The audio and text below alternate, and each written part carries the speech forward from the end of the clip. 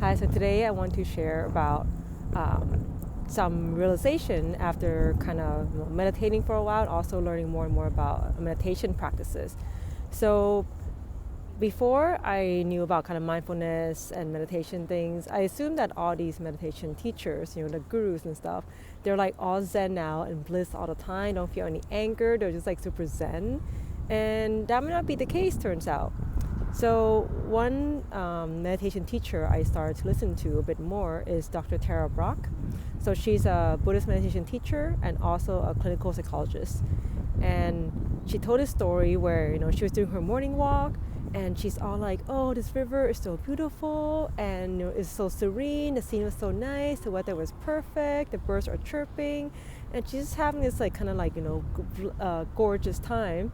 And suddenly she walks into a spider web, and you would think the zen, she's very zen, motherly, super chill. When you listen to her voice, it just makes everything feel nicer. So you think she'd be super calm, but no. Basically, she walked into the spider web, and I'm pretty sure she swore, but she was super pissed at the stupid web. So, and then it kind of there's a huge contrast between how zen she was and how she was explaining how pissed off she was at this spider web that kind of ruined her perfect morning.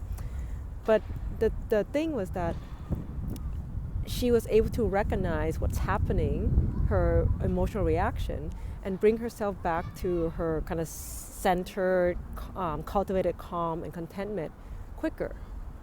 So meditating for a long time doesn't mean you erase all human emotion, become this blissed out person. It's actually that when you do feel emotion that may not be as productive, you are aware of it quicker and quicker, and also able to bring yourself back to where you want to be or where you want to feel quicker. So that was my aha moment of, somehow I thought there's no way I can ever get rid of all my emotions from the inside. Turns out you don't, and it's okay to have human emotions.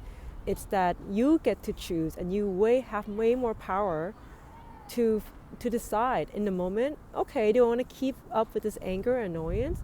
Or you know what?